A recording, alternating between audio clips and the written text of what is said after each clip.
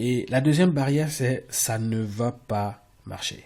Si le prospect pense que votre offre risque de ne pas tenir ses promesses, eh bien, il ne va pas l'acheter. Donc, ne donnez pas l'opportunité à votre client de penser que voilà, votre produit peut ne pas tenir ses promesses. La troisième barrière, c'est ça ne va pas marcher pour moi. Le prospect peut être convaincu que votre offre est capable de bénéficier à l'autre personne, mais pas à lui parce qu'il est différent. Bref, il se considère comme étant un cas spécial. Je vais prendre un exemple. Dans le domaine de la cosmétique, par exemple, vous avez un produit, vous avez la preuve sociale. Nous allons aborder ce thème-là dans une autre capsule. Alors, il voit les photos de votre produit qui a eu des résultats clairs et palpables chez l'autre personne, mais comme il se considère comme étant un cas spécial, un cas particulier, il se dit, ça ne va pas marcher pour moi. C'est-à-dire que le gars ou bien la fille peut te dire, moi j'ai essayé déjà plusieurs produits, j'ai essayé des tonnes de produits, ça n'a pas marché, mais je suis sûr que même ça ne va pas marcher parce que généralement, tout ce que j'utilise ne marche pas. Donc, trouvez une astuce, une solution pour que votre client ne vous dise pas ça et que vous le laissez partir parce que voilà, vous n'avez pas trouvé comment le convaincre ou comment le rassurer. La quatrième barrière, c'est je peux attendre. Le prospect peut penser que la résolution de son problème peut attendre même si vous ne le pensez pas.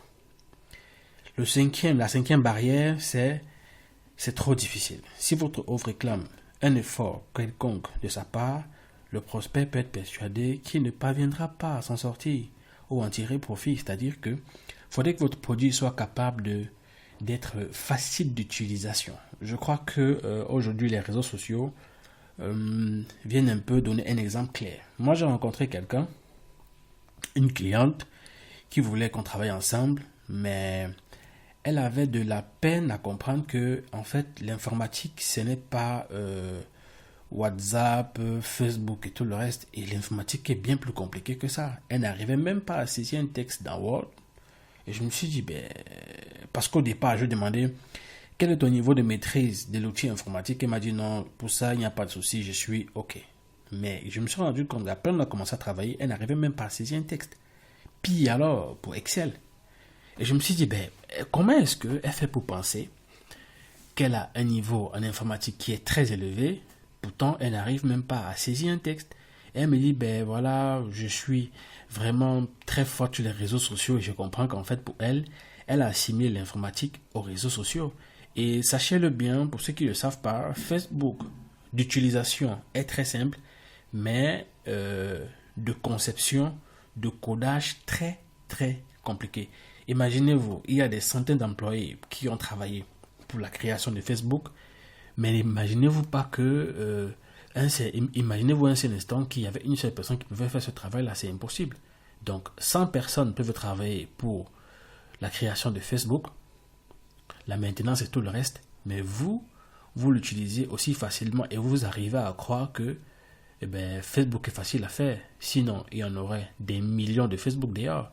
Donc sachez-le, il est parfois difficile pour un client d'acheter votre produit s'il a le sentiment que ça ne sera pas facile d'utilisation pour lui. Alors, si vous voulez surmonter ces objections le plus rapidement possible, vous devez les intégrer dans votre structure d'offre initiale.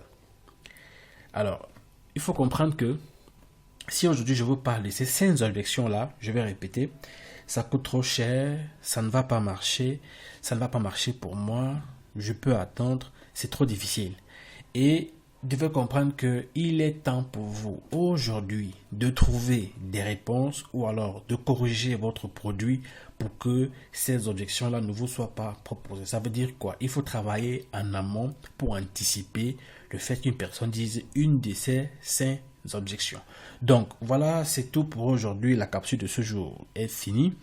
Comme d'habitude, je vais vous appeler à laisser votre commentaire. S'il y a un sujet que vous voulez qu'on aborde ensemble, je le ferai volontiers, mais il va falloir que vous laissiez ce sujet en commentaire. Et surtout, n'oubliez pas de vous abonner parce qu'il y en aura comme ça une capsule par semaine, je crois. Et je ferai des efforts d'ailleurs pour vous aider comme j'ai souvent dit, à attirer le plus grand nombre de clients, mais surtout vous donner des outils, des arguments nécessaires pour être des entrepreneurs équilibrés et compétents.